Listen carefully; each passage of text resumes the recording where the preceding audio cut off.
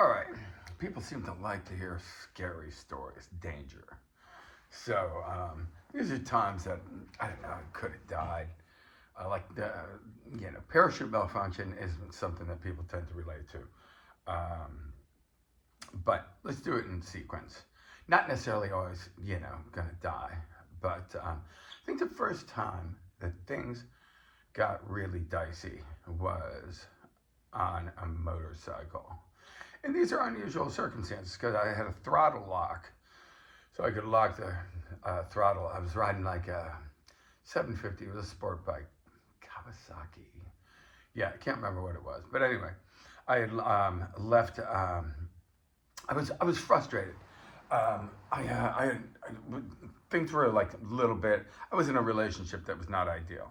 You know, I entered into relationships that were not always perfect. Childhood trauma comes back. You don't recognize that you're dealing with trauma because it's your childhood. You only know one life, right? So there was a bit of violence in my childhood family. Let's not go into details, but my sort of measure of what was acceptable was a little thrown out of whack. So anyway, in this frustrating relationship, kind of in a bad mood, leave my friends who had shops down at Fisherman's Wharf. I was going to a party, just kind of like angry, right? So I do a wheelie, and I come around a corner, and I come down sideways on Green Street, which is this really steep hill, right? So here's the issue, though. When I touched down, the front tire was not fully inflated intelligently. That might have added to it, but one way or another, the front end went into wobbles, kind of like you're riding a skateboard too fast. And as it wobbled, my hand hit the throttle and hit it to full throttle. But the real problem was it wobbled and hit the throttle lock. So now I'm just like redlining this motorcycle up this super steep hill. Next thing you know, I'm being strapped to a bodyboard, and it was kind of a funny story. I had to cut all my clothes off, and I was in the hospital thinking, I regained full consciousness in the hospital thinking, I got to get out of here. So I sat up, rehearsed in my head, what I should say to get out of there. And I was really mangled, quite bloody. And sat up and I said, "Excuse me, doctor, sir, is there anything I might do to expedite my departure?" And I thought I should act coherent. The guy looked at me like, "How long have you been awake?" I'm quite a while. And he's like, "Well, I can't keep you here." So I was like, bingo, I'm out. And he kind of stopped me. And as it turned out, I wasn't wearing pants. So he threw me a pair of scrubs. And then he handed me a bag that said, I thought it said toxic, said something like, you know what I mean? Like when you got blood on clothes and stuff like that, they don't want people touching it. Diseases, crap like that, right? Anyway, so I walk out like Santa Claus with a bag full of cut up clothes and what have you. There's more to that story. I talked about it in a different video. Anyway. So that was a rough year because and this wasn't necessarily, it wasn't like I was going to die. But I remember I jumped off this bridge. It was like 60 some feet in Klamath, around Klamath, Northern California. And felt really good. When things aren't working out really well in your life, you like those moments when you kind of revisit that sort of, stoke and like enthusiasm and feeling like kind of confident and, stuck landing. Felt pretty good about that. So these kids were playing on this rope swing, right? And I'm like, you know what? I like this good feeling. And, I don't know, chasing a good feeling, I think it's natural. We're all just trying to feel good, right? Sometimes you chase it too far. And this was a good example. I climbed up the side of the bridge and I freaking grabbed on the end of the rope and I'm going to really send this, right? And as it turned out, there was rocks in the way. So I freaking Tarzaned right into him, man. And I bounced off the rocks and I freaking tore myself open. And that was awful because I thought I broke my back for sure. And I landed in the water and the water's real clear. And it was up in the redwood trees, right? So I'm down below, and the bubbles are now dissipating. I don't want to move because I'm thinking I'm going to sever my spinal cord. And I fluttered my fingers, got myself up to where I was breathing. Yeah, I mean, shoot. Worst part about that, my kid was there, and she was really sweet. Her name's Asia, and she said, "That was neat, Daddy." I was like, "No, not neat. It wasn't good." And when I went to the hospital after that, I was still somewhat bandaged from the motorcycle accident. Seems like there was something of an overlap of the two. Yeah. So I really, I'm pretty mangled. I just had an MRI on my back. I'm tingling in my hands and feet, kind of all through my body, right?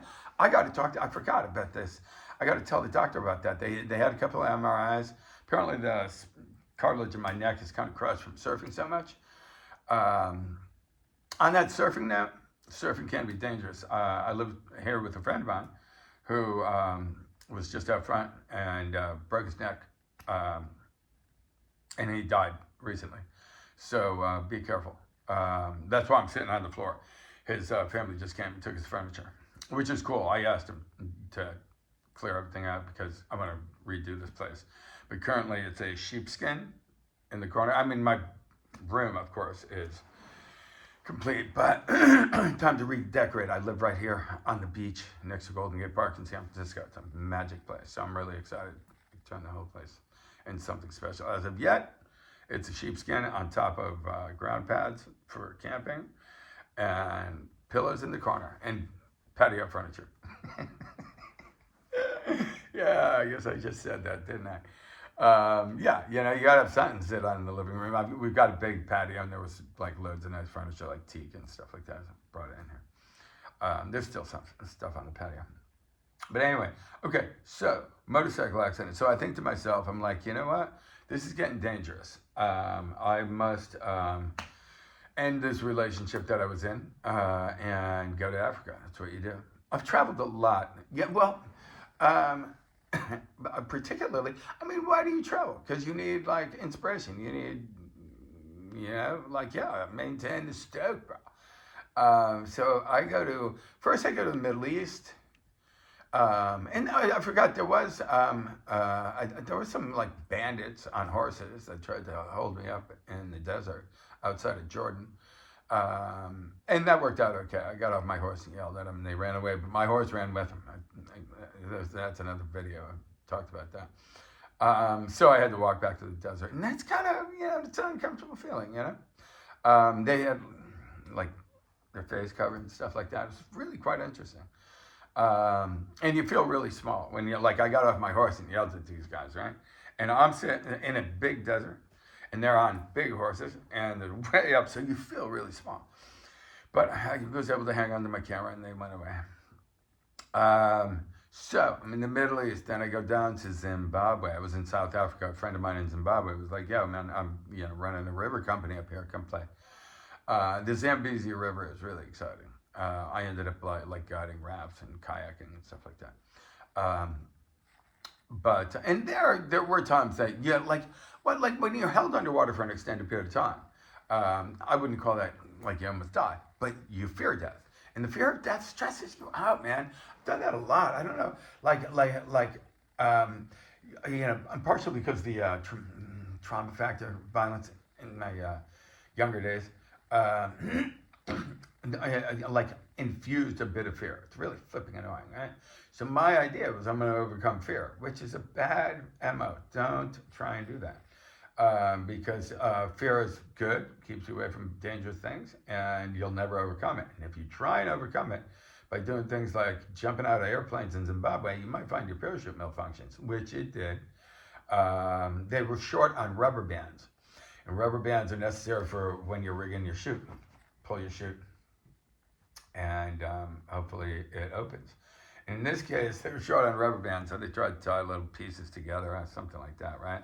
Everybody but me knew that it was kind of a dangerous situation, so I jumped out of the plane and both chutes deployed immediately and tangled, spinning and stuff like that.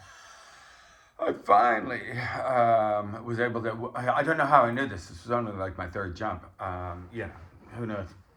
Maybe there is a higher power, right? But I somehow knew to not cut away my primary. It would have tangled in my other shoot. It like would, yeah, it would have gotten hurt very bad, maybe died. And the secondary chute, smaller round chute, was the most inflated. So I pulled on the parachute cord of the one chute, bunched it up, stuck it between my legs, and then I was all spun around, unspun. And then you can't steer the chute, and there had been a civil war, so I was floating toward a minefield. You know, I mean, imagine that, right? And there was also, this was like the only like airstrip in Vic Falls, Zimbabwe. And then as I think I'm pulling on parachute cords, trying to drift out of the minefield, which I did. I then heard a like a bigger, like big plane heading my way. But fortunately I was far enough away from that. There was issues, you know what I mean? Like there was like big animals. It's a national park, so you know, big animals you had to kind of hope you weren't going to run into. Anyway, so that was that, and then Zimbabwe. Let's see. You know, the river was flipping hectic, man. I mean, that's the first river I kayaked. It's like big water class 5. So there was plenty of times that I was scared. I mean, you know, I don't know why I put myself through that, so much of that, but I did. Then the next thing that almost took me out. I mean, I did run into lions a couple times, but you know, there was no interaction. I mean, it was on foot.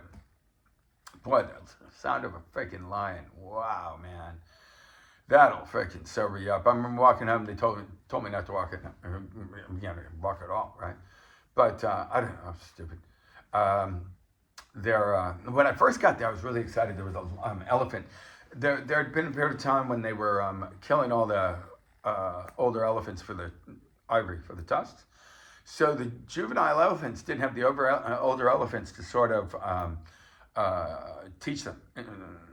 And the juveniles were getting big and just tearing stuff up, man. Just fucking knocking things down. I mean, like it was kind of like, you know, imagine teenagers without parents, right? So I hear this elephant coming through the forest, and I'm like, I want to hang out and watch it. And it's, you know, big. I don't know if it was being crazy or just being big, but it was, you know, knocking things down, walking my way. And I remember being behind a tree, and I'm like, I'm going to check out this elephant. But the African elephant, you got to know, the African elephant mess you up, stomp on you, you know? They are not like the, you know, cuddly Asian elephants. Don't get me wrong, I'm sure the Asian elephants, if they're not domesticated or whatever you want to call it, probably dangerous too. But the African elephants are nuts. So it got closer and closer. I ran away. Good thing to do. A lot of things in Africa kill you, you know? Freaking crocodiles and... I'm trying to think. I think there was an issue with a crocodile. Can't remember. Anyway, so the next thing that almost took me out, I was running the whitewater, so we didn't have trouble with hippos. So they're the number one killers. Crocodiles number 2 in Africa. But the biggest killer, and those are of the animals, mammals. Biggest killer is the mosquito. I got malaria while I was there, and that was not that big a deal. $25. You get a handful of pills, and you're over it. But I left, and I'm riding a horse around the pyramids in Egypt. The camel's more fun. I think the camel's more fun, but the horse is faster. I had a really good horse, so you could ride it. You're like floating, right? Running through the desert and what have you, and I'm having a good time. But I'm like, something's wrong. And I didn't realize what was wrong until I flew to New York. And I was just in Egypt for a quick stop. I flew to New York. My girlfriend, I had a really wonderful girlfriend. Rest in peace, Tracy. She died. But she was a fabulous girl, just amazing. She kayaked at like the gnarliest parts of the Zambezi, and she was just an amazing person, Tracy Williams. But her sister was on the plane, and she was on the Rhodesian squash team, going to go on a tournament in the States. Really cool, right? So I took her out in New York. And went, like, yeah, New York City is amazing. Did everything that New York does. And the next day I'm staying at my friend Dean's place, and I remember waking up, and I kept on, that fever hit, and malaria was really bad. Fever spiked, and I kept on thinking every time I woke up, I was nodding out, you know, And every time I woke up, I thought it was another day. And I'm like, I got to wake, then I need to go to work. And that fever freaking spiked. Anyway, so yeah, another issue. I ended up finally flying to San Francisco. My daughter was 3, and I'd been gone for a while. And I didn't want to, let her down and not be there for Christmas. So I had to really freaking pull it together. A friend of mine drove me in the back of a station wagon like a freaking ambulance at the airport, right? Chris Bureau, what a great guy. I had stayed there for a day or two. I was initially staying with family, and this family thought it was inconvenient that I was dying there, right? I called my friend, he came and got me. And I stayed at his place long enough I was sweating so much. I think I sweated all the way through his futon. I mean, that's just gross and probably ruined the futon. I need to make up for that. Anyway, I get to the airport and I know they're not going to let me on the plane because I'm just freaking dripping, soaking sweat, right? And this was pre-COVID, so you still pull it off. So I freaking toweled off, stood up straight, walked by, handed in my ticket, said I have a fever, I'll be fine, and they let me on the plane. Then the ambulance met me at the airport in San Francisco, and that was depressing. Went from the best time of my life, Africa, to San Francisco General Hospital watching the rain fall. It was just bloody awful, man. And I also had this bloody staph infection. It was it was so painful. It was awful. And they had to finally lance it open. And it was on my backside. So not real flattering. And there was a really good-looking nurse there. And I remember, it's natural. Try and put on your best. You know what? Never mind. Cutting it open was really freaking gross. Nobody needs to know the details of that. Yeah. All right. So let me think. So then we're back from Africa. There was I remember. This was really depressing. See, sometimes when things were really dicey, like the parachute malfunction, you don't even have time to get scared. You have to sort of sort things out. The surfing incident, I think probably would have been the next one. Shoot, I'm losing my train of thought. It's a really big day. And this is, again, I remember thinking that. No, I remember just thinking that was stupid. There was nothing. I wasn't like I was overcoming adversity. Like the parachute malfunction, at the end of that, you can feel pretty good about knowing that you can keep it together under dicey situations. There's been a couple times when I've had total freeze up.